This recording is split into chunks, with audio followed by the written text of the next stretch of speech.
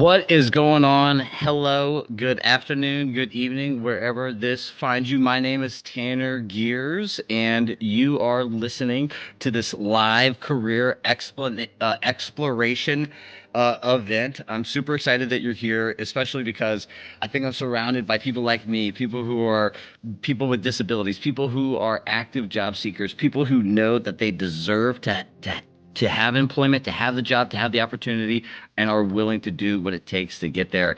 If that is you, then you are in the right spot, and I'm so excited that you are here. I think that when I first became blind, one of the things that I really did not understand how powerful it is career exploration. Just the type of person I am. I am ambitious. I'm industrious. I'm an entrepreneur at heart. Like I just figure out how to provide value and then monetize around that. And that stuff came really easy to me. Like when I was a kid, of course, the lemonade stands and all that stuff. But I took it a step further and would like sell stuff at the golf course, right? And went from selling water bottles to selling multiple types of soda and chips and candy bars. And then it was like, all right, I'm not just going to wash the cars, but I'm going to mow the lawn and I'm going to land and expand these. And that was just stuff that came natural to me. But what didn't come natural to me is career exploration because as a blind person, if I knew about, the BEP program way back then, 20 years ago or so, right, where you can literally own your own vending machine business and the state's going to help you figure out how to pay for that and get it going, that would have been like, whew, I would have been right up my alley, but I had no clue. I had no clue. And so, when I was really doing, searching for the career, searching for what path I wanted to take, how I was going to live my life, I never thought about how to do this. And I really limited my options for finding a career path that would fulfill me, that would not only, provide for my family, but would fulfill me as an individual, that would provide me meaning and purpose, right? And make me excited about getting up and going and earning that paycheck. And so that is kind of what I want to talk about with you guys today. I am going to see if I can share my screen here and get into it. Let's see. One second. Now you guys should be seeing this PowerPoint slideshow that I've got here. All right. We can see it. And perfect. Thank you so much. So, here's what we're going to be talking about today is, right, what career exploration means in 2026, the three-step process to choose a real direction in your career, and then how to move in from like, hey, this is what I want to do to actually like I can do it. I'm job ready. Those are the three things that we're going to talk about.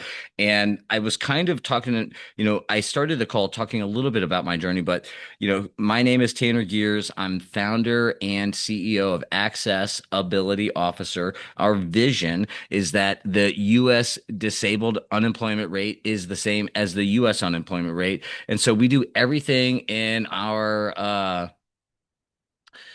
do everything.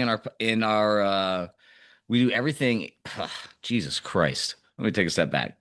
Our vision is that the U.S. disabled unemployment rate should be the same as the U.S. unemployment rate. And so our mission, how do we do that? Every day we go to work to try to create employment opportunities for people with disabilities by giving them training, certification opportunities, and then creating job opportunities for them by providing services that we can do as blind people. So we happen to do that in digital accessibility, and this is how we achieve our vision, helping, disability workforce development through the lens of digital accessibility. And so so career exploration in 2026 is like before you uh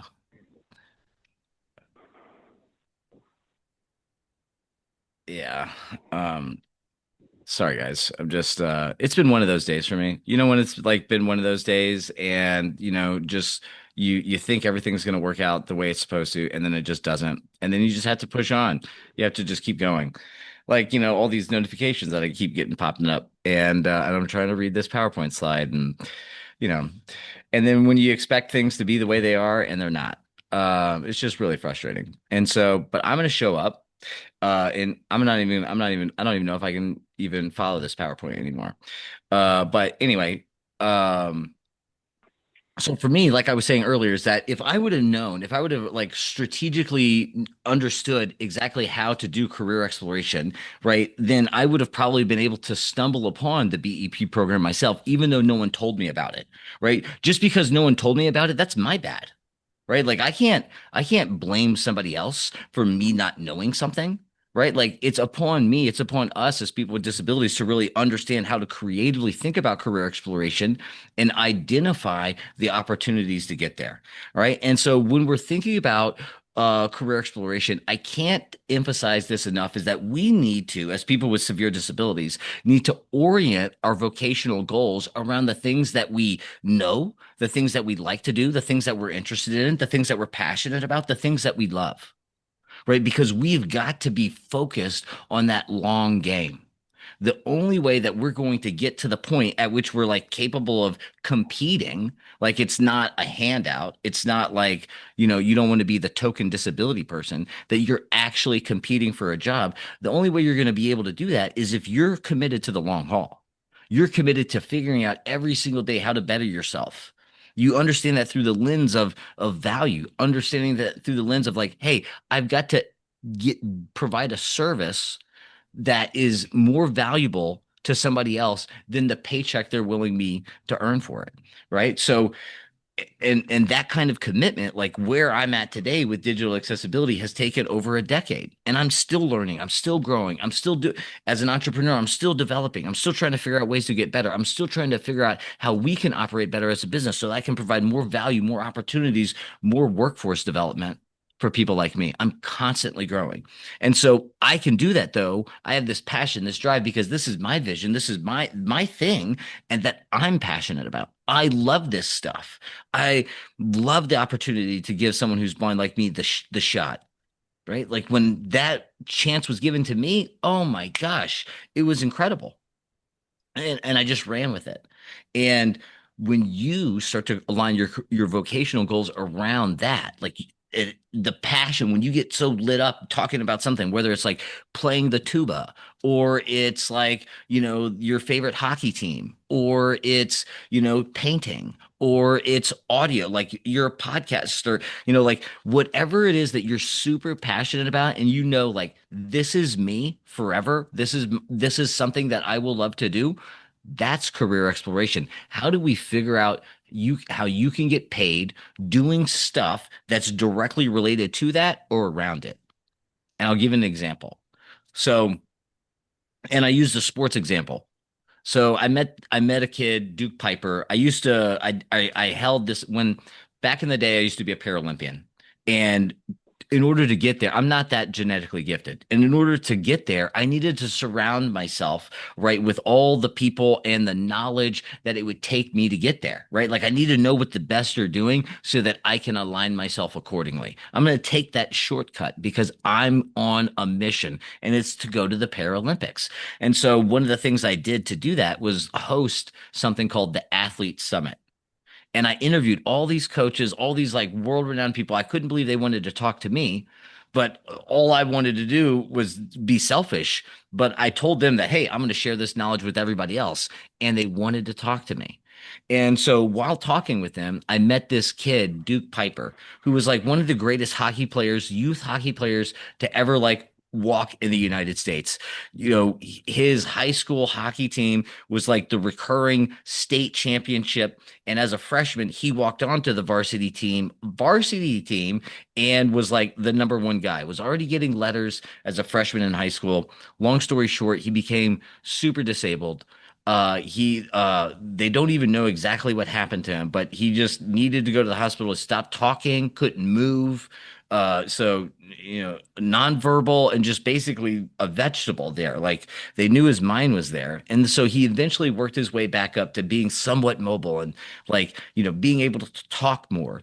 And his life's purpose, his goal, the thing that really moved him was hockey. And now that's totally gone. There's no way he's going to ever achieve his goal of winning the Stanley Cup. Ever. It's impossible. But what if he could still be on the team? What if he could be some type of physical therapist? What if he could be a massage therapist? What if he could be an athletic trainer? What if he could be the secretary at the front office? Right? When we start to think about career exploration strategically, we can start to align the things that we really want to do with the things that we're good at and then start to invest our time there. So I'm going to pause right there. I hope that was an unlock for some of you guys. What are some of the passions? What are some of the not the interests? What are some of the likes, the obsessions that you guys have? I'm going to open it up for comments. Don't be shy. Don't be bashful. No one's here is passionate about anything. Love it. Love it. I love your energy. I love your openness and invitation. And even though you're getting 27 notifications while you're trying to read a slide, I love that. That's a great way to start us off. I'm Tim, and I like helping people. It's such a simple thing.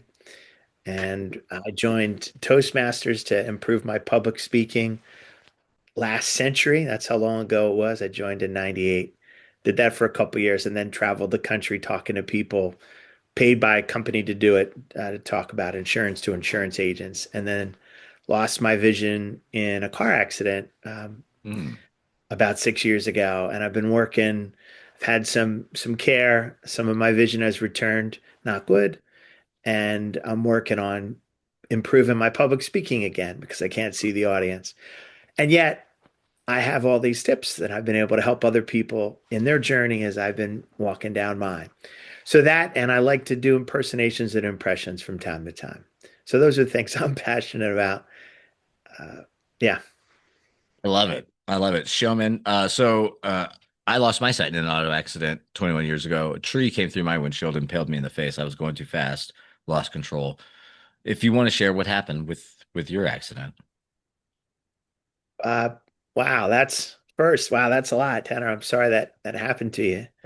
Uh, for me, it was a silly thing. I parked. I took my dad to a baseball game. I wanted to see Shohei Ohtani, Mike Trout, and Albert Pujols played for the Angels in Baltimore. So I drove from Philly, Mm, took my dad, his wife, my brother, and his wife, and he's in his 60s, wants to stop at a rest stop. So sure.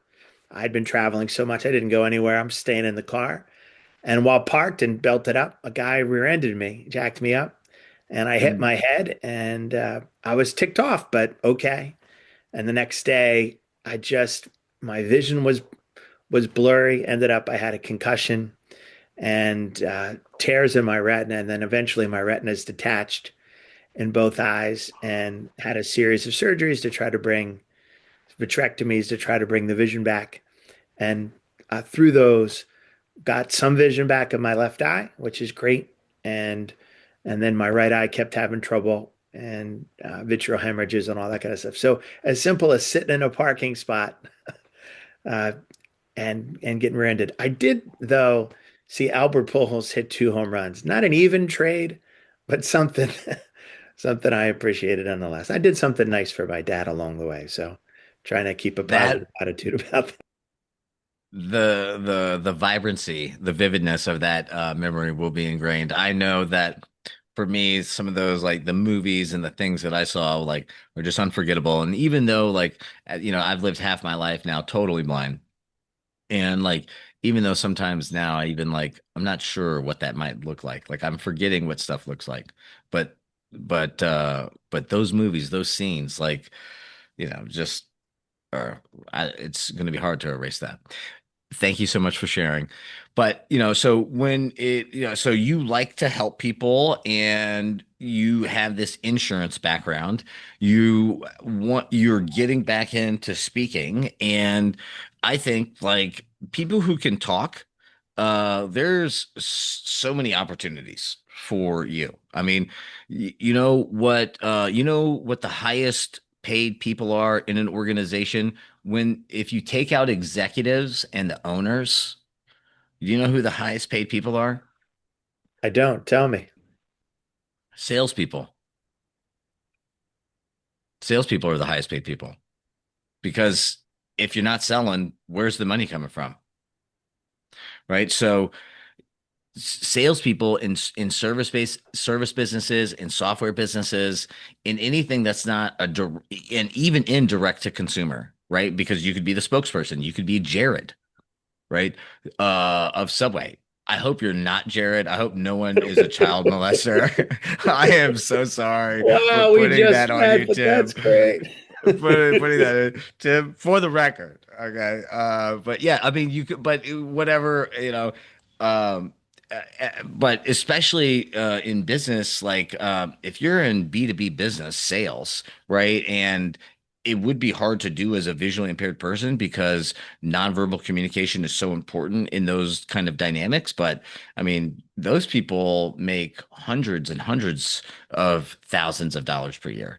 To make in B2B enterprise software sales, like, baseline, you're looking at 350,000. Doing a 500,000 to 1 million in a year is definitely not unheard of. And even in the lower mid-market stuff, you're still well into the multi six figures, starting in the low 100s. So, people who can talk do well. Thanks for the encouragement. hmm So what else? So, I mean, those are some broad strokes though, with like, you like to help people, the public speaking, the insurance background. Why not get back into insurance? Why not do exactly that path and leverage those relationships to get back into the game? Right. I was, I got into sales because I was told there'd be no math, but there is reading, and trying to manage the volume of that historically in the roles that I had. It was volume travel, volume reading. And I haven't flown since my last flight. I had another detached retina. I'm not saying that's a causation, but that's a correlation. And I have Yeah. trouble reading because I have trouble with divergence and convergence. But as I work on that, it's a thought for sure, right? Why not insurance? Why not help people in that way? Because I have that long career in that and leverage that. So I appreciate the encouragement on that. Yeah. And why not get some training on how to use a screen reader? Especially if you have problems reading. Like, I could not read sighted.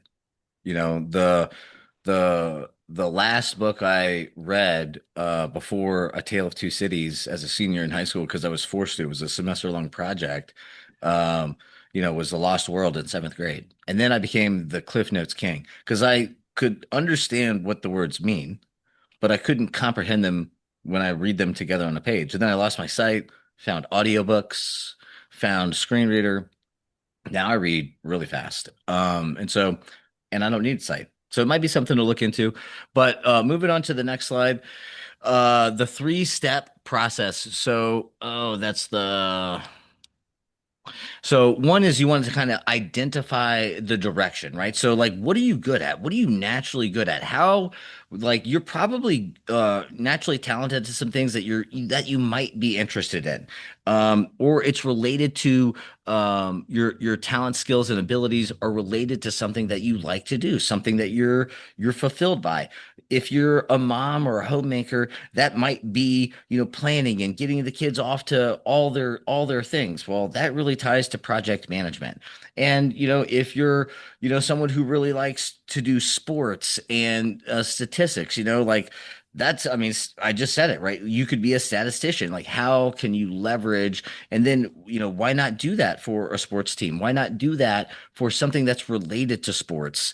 But I think you get what I'm trying to say is, like, let's be creative about the things that we like, identify that, and then think about at a higher level, what is this related to? What could I be fulfilled by in going after every single day? Because, ladies and gentlemen, if you have a severe disability and you're on this call, the fact of the matter is like, your skill and ability is only half the battle. And we're going to talk about the other half a little bit later, but it comes down to unconscious bias, discrimination, and fear. And fear is a really tough emotion to beat when you're in the hiring process. And people people don't buy on logic. People buy on fear, on emotion, right? And so if you're stepping to the table and they have an unconscious bias or a discriminatory perception about you, you've already lost. And so, no matter how good you are, you could definitely be the right person for the job. But if that person doesn't accept you for who you are, you've lost. So, so we want to identify the direction. What problems do I like solving? What am I naturally good at? What kind of work would I do even when it's hard, even when I'm sick, even when I'm on vacation, right? What would I do? Um, and then like, how do we apply it? So getting tactical, we don't want to like do a million things under the sun, kind of want to boil it down. So as you start to think about all the things that you like, ice cream, pizza, chocolate, right? We want to boil that down to the things that I really like. Because do I really like cooking? Do I really like standing on my feet all the time? I don't know. So maybe I should look at something different, you know? Um, and then you could be taking a personality test that will help you understand some of the things that you like to help you be like, oh, yeah, it'll help you correlate the things that you think about yourself or know to be true about yourself and help you understand other aspects to yourself that you're not even aware of. Sometimes the solution to the problem is right underneath your nose. And when you're so close to it, it's really hard to see. So, doing personality tests and objective assessments that are oriented around your knowledge, likes, and interests, your knowledge, skills, and abilities are going to be great unlocks for you in this idea, this thought exercise of career exploration, right? We're just exploring the ideas right now and trying to identify what's possible. Then when we start to get that list boiled down, we can begin to be more tactical in how we're going to be executing on this. Brainstorming is about coming up with all of the ideas. As we tactically execute on them and boil them down, then that's how we get to the gold. Okay. That's how we get to what we're actually going to do next. So in this phase, I want you to start thinking about brainstorming. What are all the ideas that are possible? No idea is dumb. It's dumb if it's not on the paper. Okay. So that it's dumb if it's not written down. It's dumb if it's not in your notes. It's dumb if it's not on your laptop. Because if you don't have all your ideas down, how do you really know it's possible? So then we'll go ahead and review those and start to boil it down into a tactical action plan. But I could not recommend enough taking a personality test. You can even do this amongst your friends and family. Hey, when you think about me, what do you think? Like, you can tell, hey, I'm doing a career exploration exercise.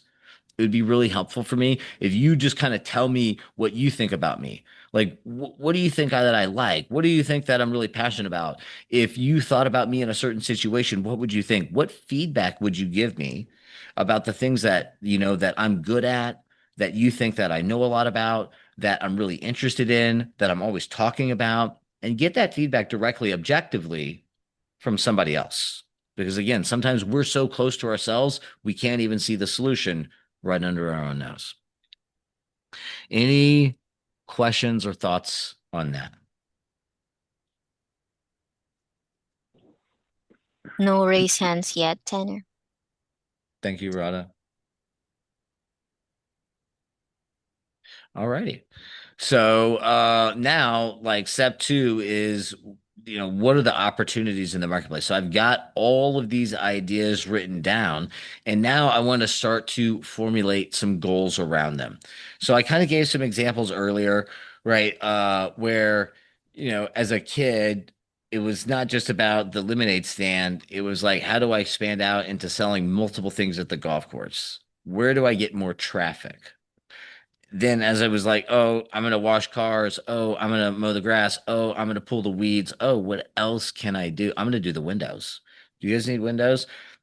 Um, I'm gonna try to provide as much value as I possibly can. So when you think about the things that you like to do, and we start to formulate a goal around them, the next step is, and the goal is, of course, your vocation. Okay, is how do I then align these goals to the actual what's yielding in the marketplace? Like I said, secretarial skills and project management skills, you know, sports teams need those. Secretarial skills and project management skills. I'm just throwing two completely random examples. It could be cybersecurity, it could be IT tech support, it could be human resources, it could be creative writing, it could be speaking, it could be sales, it could be marketing, it could be anything, right? But sports teams need that stuff. Video game companies need that stuff. Other companies that do the things that you're interested in need that stuff. So why don't I start to organize myself around that company, these things that I might be interested in, and start to go through the jobs available and start to actually tactically identify the opportunities related to the things that I know, the things that I like, my skills, my abilities. What you're going to find when you start to dive into these job opportunities, I don't, what I'm recommending to, just to be really clear and tactical, is you should not be looking for active jobs. You should be looking for all-time jobs, right? Like jobs that were posted a year ago, 18 months ago. Because the thought exercise, the objective here is to not find something that's open right now. It's, you likely wouldn't even be prepared to win that opportunity. The objective here is to actually validate whether or not your goal is viable. Right? Do companies hire for the things that, I can do? Does the company that I want to work for actually focus on this? Maybe it's not a department that they have. Maybe it's not a focus that they have. And so we want to validate this by looking at job postings across time. You can do that on one of my favorite sites, Indeed. Indeed for job postings. You can definitely they keep all of that stuff archived there for you guys. I don't know how long until they actually like scrub that and they stop. It's not going to be stuff from like, 2011. I don't think there's going to be any job postings on there. But I think you understand what I'm saying. So, you know, here on the slide, right, is like, are there real postings for this role right now? This is a great question. Are there remote positions for this role, right?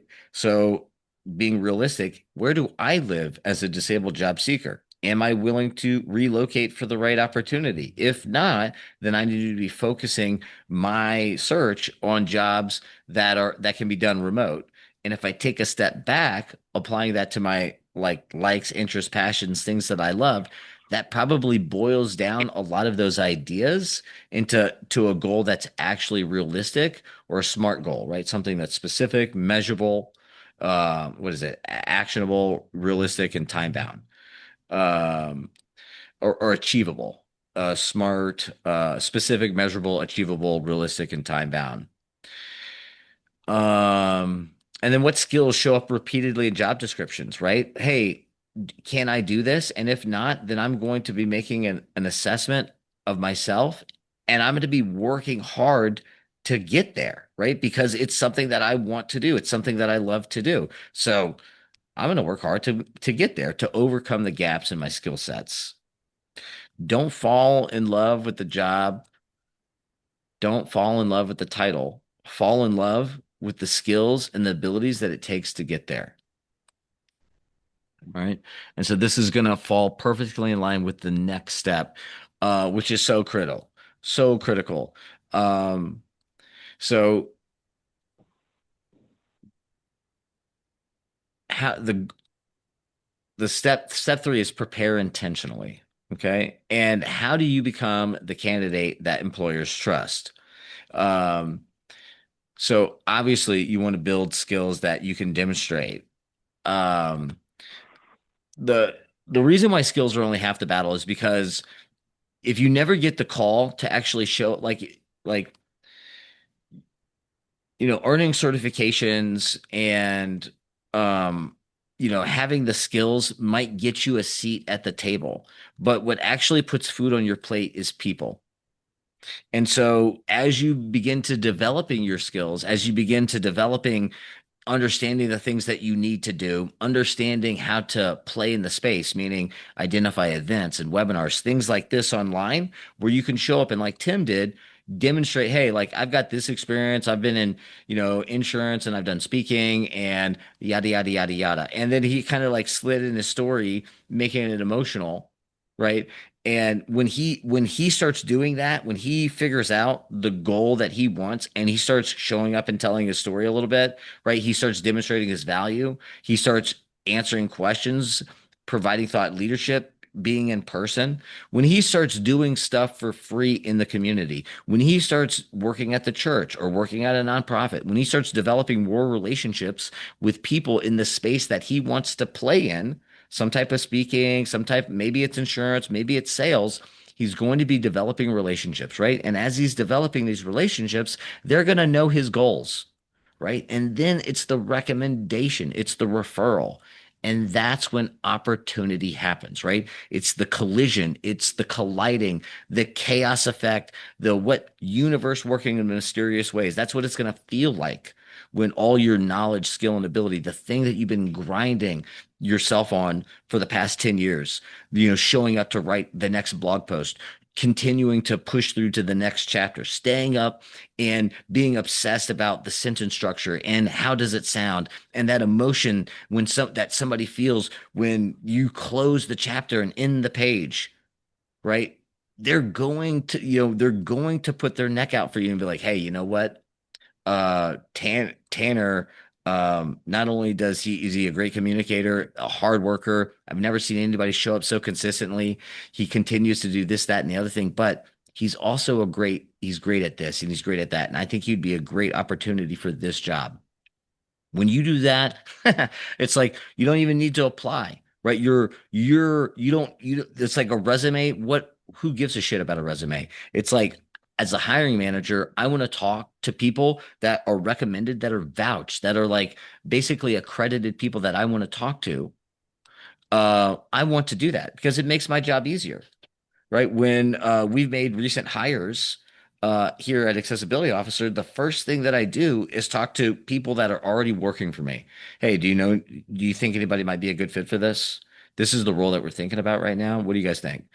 And they will make recommendations, and I will reach out to those people first. And then those people will say, you know what, not me, but hey, I think this person might be a good fit.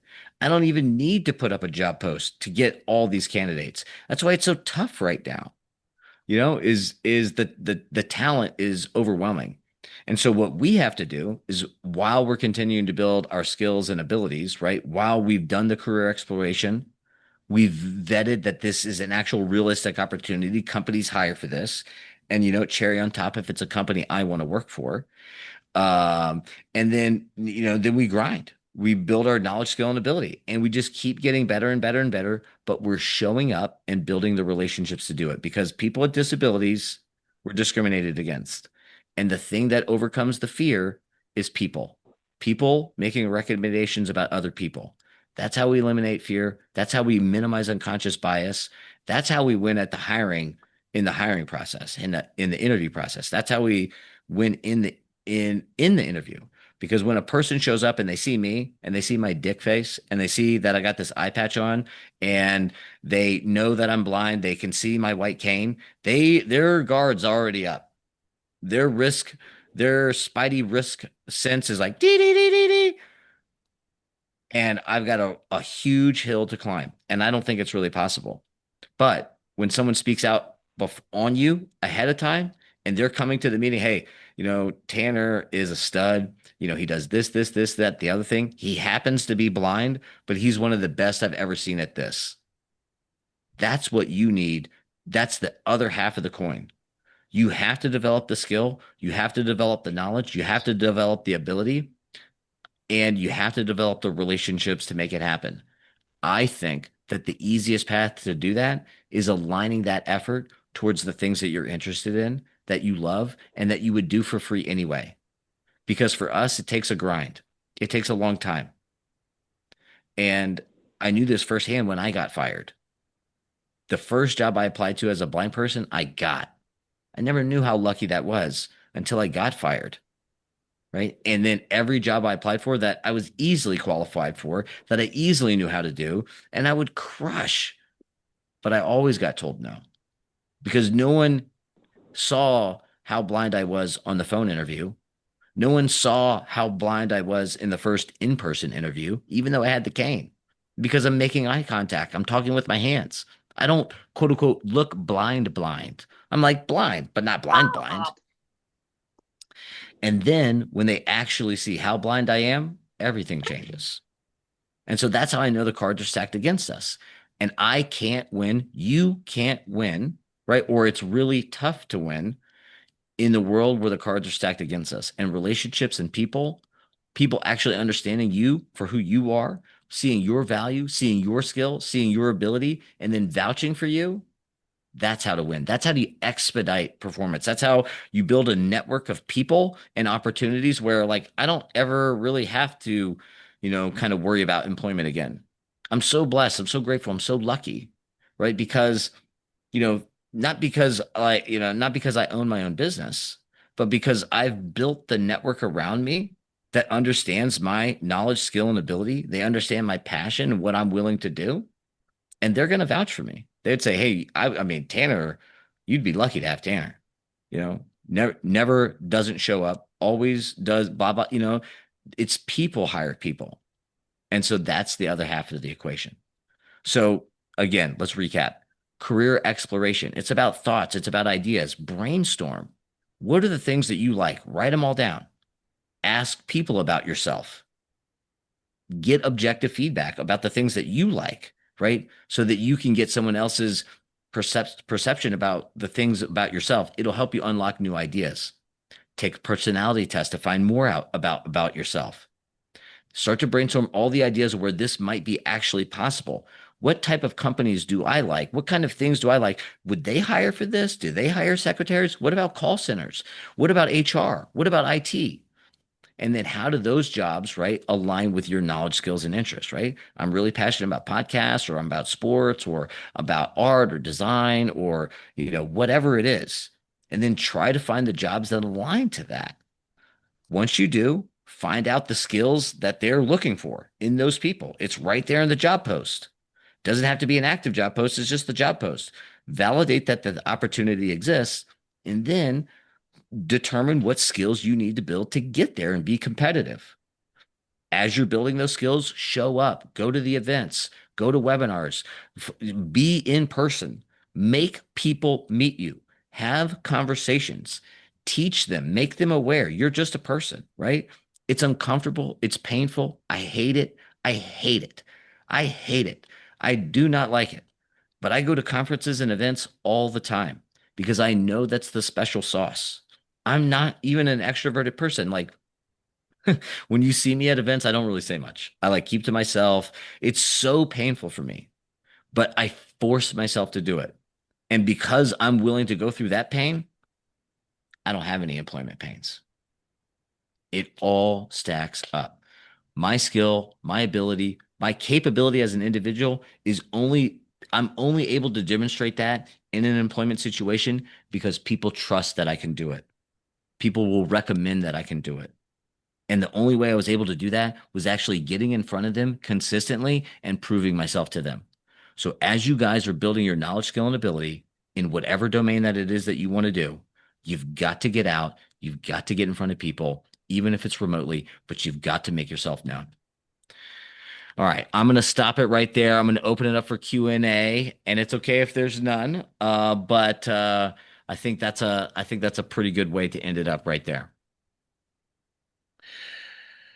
Oh wait. All right. So thanks, Kevin.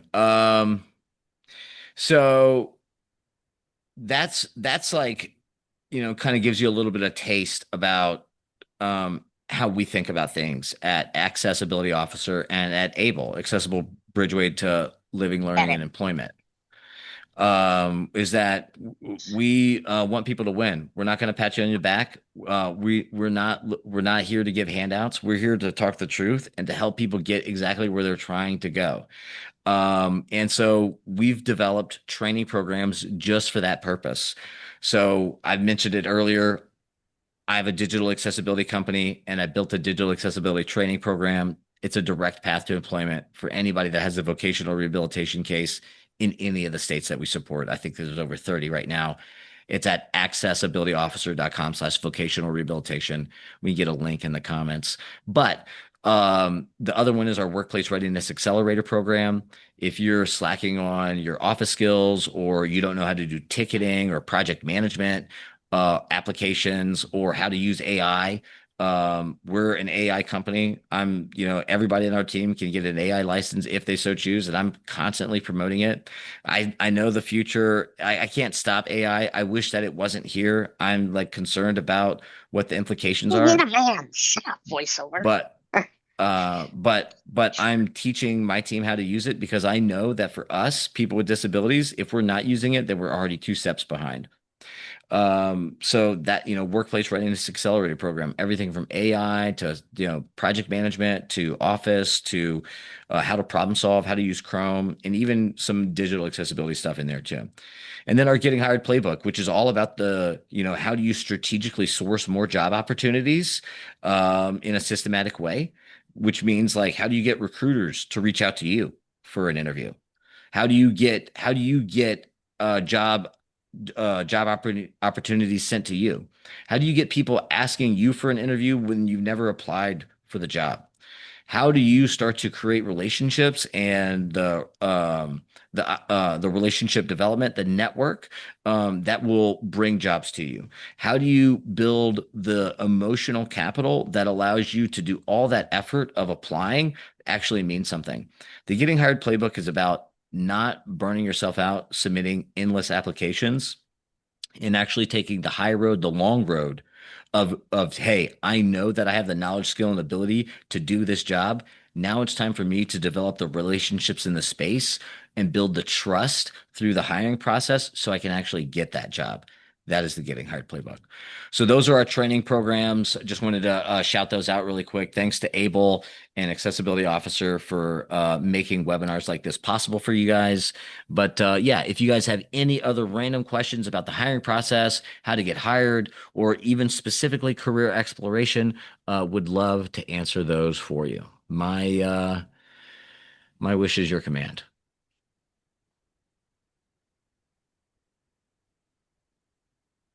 Thanks for your encouragement, your insight, and some next steps. I know there's other folks on the call, but just wanted to say thanks, Tanner. Yeah, thank you, Tim.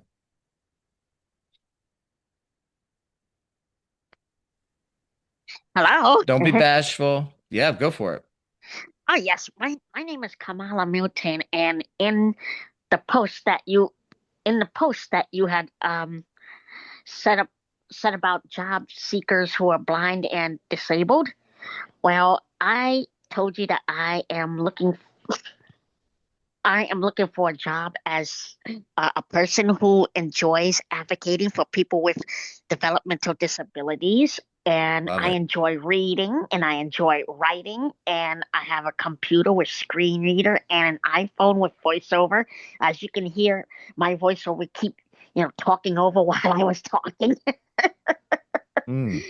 Yeah, and you was asking me about the things that we like to do. Well, those are things I like to do. I like to read. I like to write. I like to type on my computer. I like to go on screen readers. Do you think there are any remote jobs that align to what I like to do? I'm compassionate about uh, helping other people with developmental disabilities. Advocate for themselves and advocate for myself as well. Okay, so I'll give you. So, how much experience do you have in any of those fields? Just curious, and there's no right or wrong answer. I just want to have some context before I give you my answer. Okay, well, um, I run a disability advocacy page on Facebook, and I started this on June the 3rd of 2024.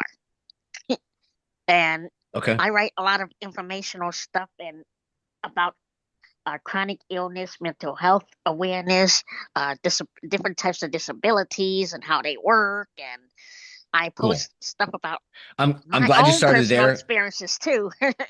I'm glad you started there. That's enough information for me to know. So what I was going to say is that I think that professional workers are going to be the first to lose a lot in knowledge-based workers are going to be the first to lose in the paradigm where AI takes over everything.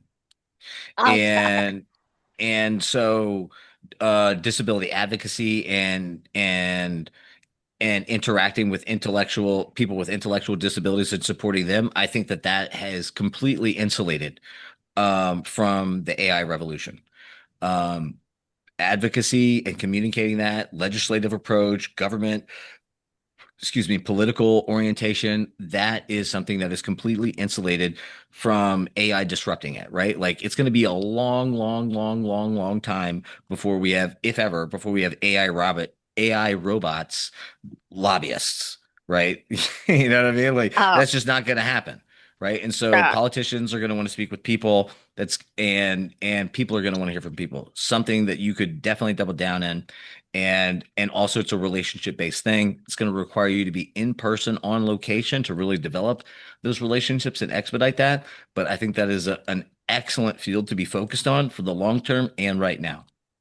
oh, that's my goal right now. That is my goal right now. I am getting ready to getting ready, prepared to take some classes with an organization called Bobby Dot Institute, and they have this program called the Self Advocacy Ambassador Program, and I enrolled in that, and I'm waiting to find out if I'm a good fit for that those classes because I just had an interview with them about that. And when I get into the classes, I'm going to do the classes.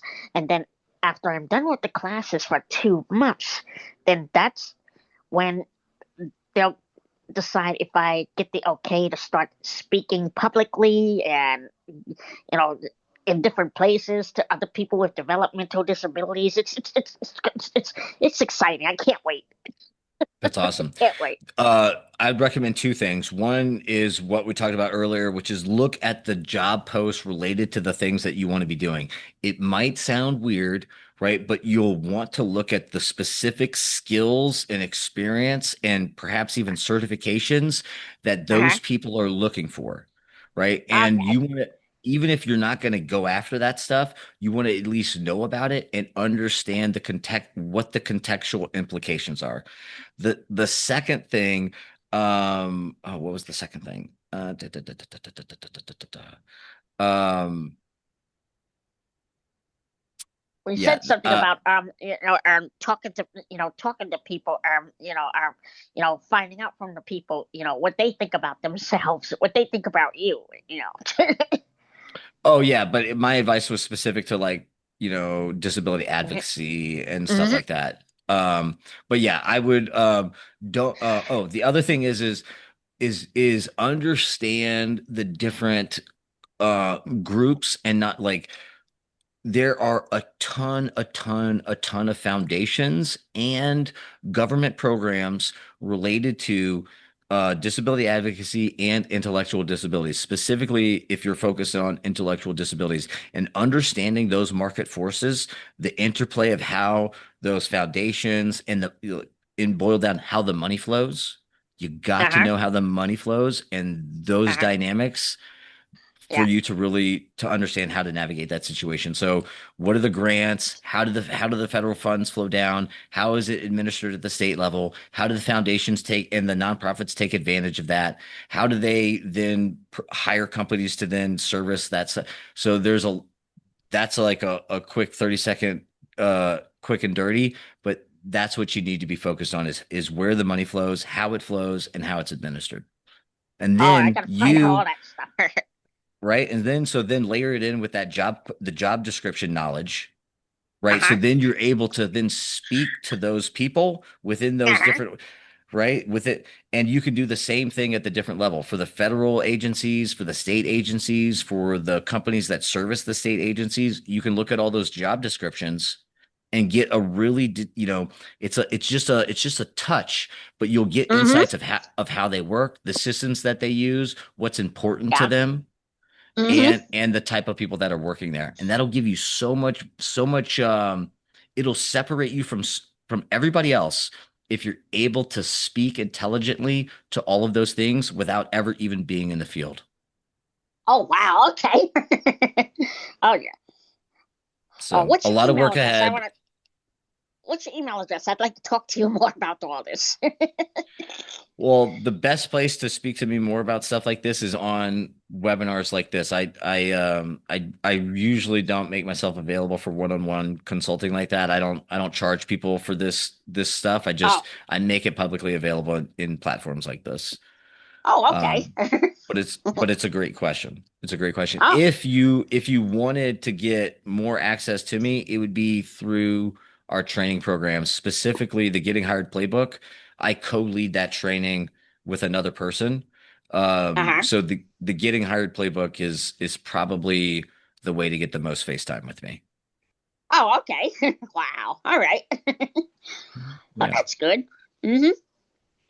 Where are Well, you thank you. I based? have to think. Huh? I'm based in Where are you based?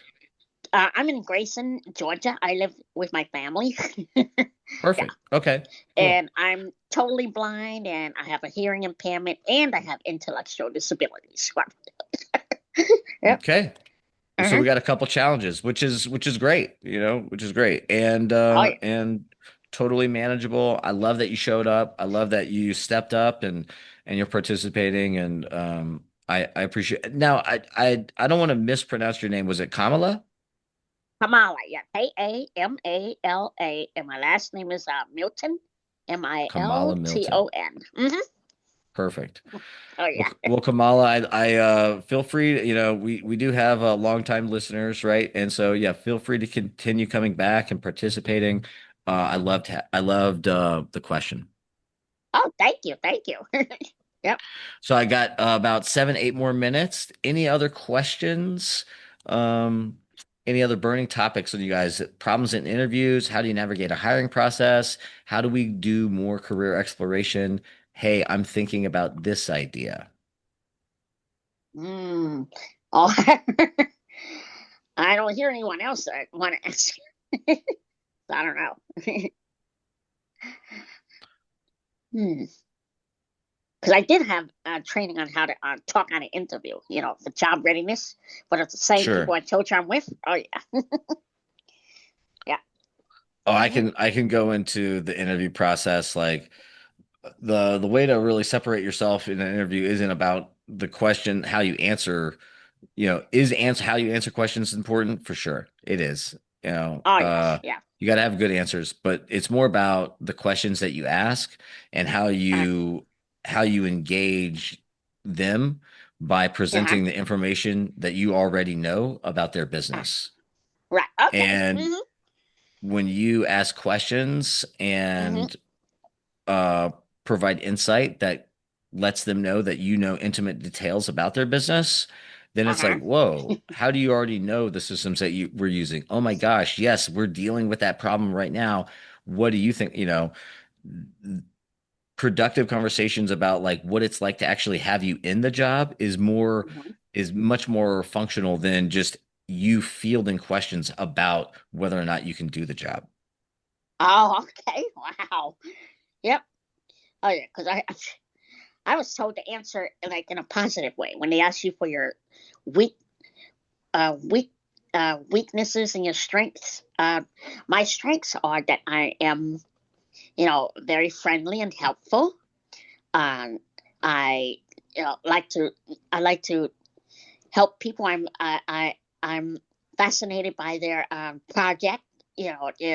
What they have here and stuff like that. And I try to stay on top of things. But my weakness is, I have trouble with spelling, but I always use spell check and chat GPT. Yeah, Yep. Yep. love Hmm. it. Oh yes. Hmm. So yeah, I mean, what I would say to that is like when you're when people are asking about your strengths or your weaknesses, like I would Uh-huh. pull it back to what's important in the job description Uh-huh. and and more data that you've collected through your research in preparation for the interview. So what do I mean Right. by that?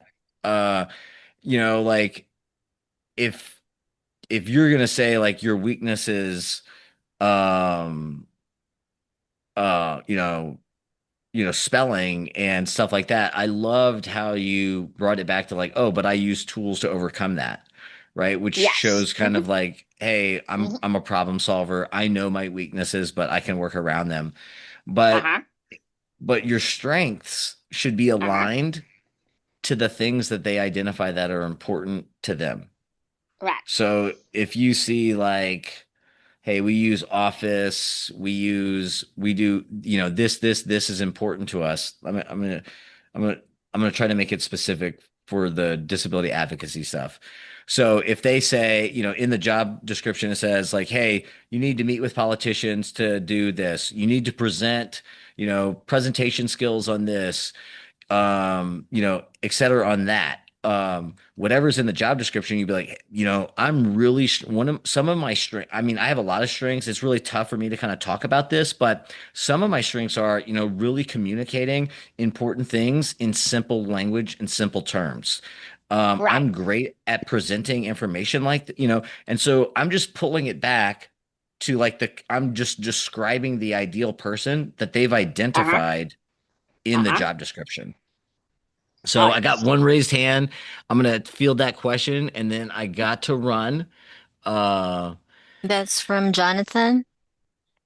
Jonathan.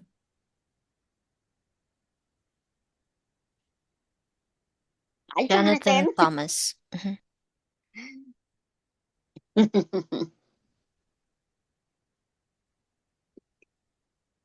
While Jonathan's coming off mute, does that make sense? Like how it's like, and so in short, I don't want to have static strengths, right? Like Right. I want to, because I've done the career exploration, right, where I'm looking for jobs that are aligned with the things that I'm good at, my skills, my abilities, what I love to do, right? So I don't want to have a static strengths or weaknesses thing. I want to have strengths that are specifically tied to me, but also tied to the actual job description, the job post. I want to describe myself, my strengths, as the ideal candidate as represented in the job description. Hmm. Wow. Can you all hear me That's now? awesome. Uh, I can hear you. Senator Yep, Oh, we ears. can you hear can hear you. me? Yes, Oh, sir. great. Thank you so much for your time. This has been great. My What pleasure. I'm hearing too is that to be a part of your program and to take advantage of what you do, you got to have some basic screen reader knowledge. It seems That's like correct. you have to be pretty good at JAWS or if you Fusion or NVDA. So, so I guess you definitely say get those skills up first and foremost. Get that knowledge under your belt. Yeah. That's what I'm So hearing. yes and no, right? So like I think rule of thumb is like if myself personally, I'm relying on a screen reader, and so Mhm. I do not want my screen reader to ever be an inhibitor in the job that I'm going for. And so, which Mhm. means that I got to be really damn good at the screen reader. And so, Yeah. if and I'm going to maximize that. So it's like I'm not going to let my inability to use the screen reader to be the barrier between me being able to access this workplace application or not.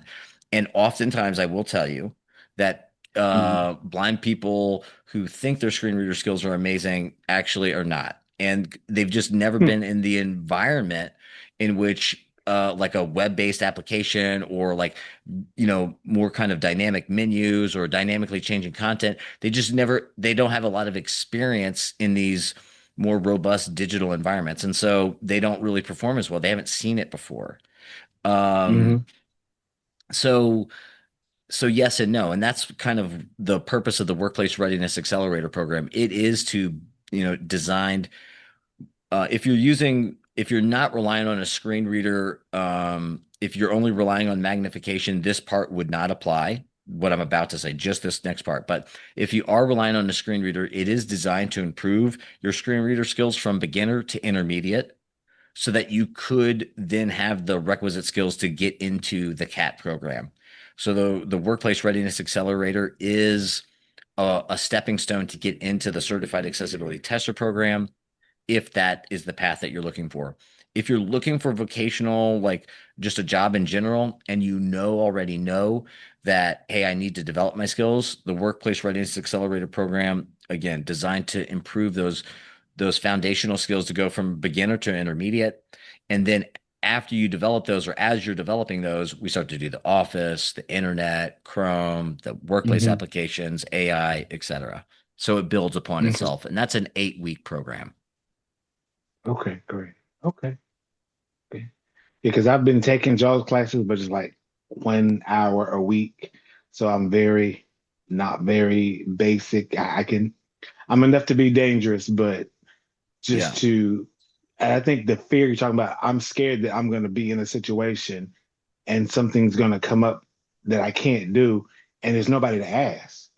You Yep. know, there's nobody around that's gonna know because they're gonna think, well, you already know this stuff.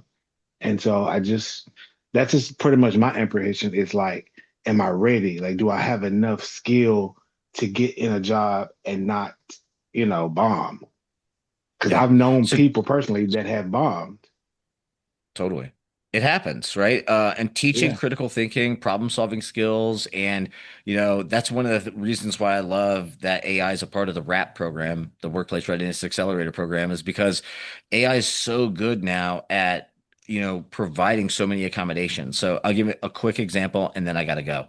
But like I was having this significant problem with my Zoom integration with my Outlook calendar, and I could not see the meetings on my calendar and could not schedule the Zoom calendar appropriately.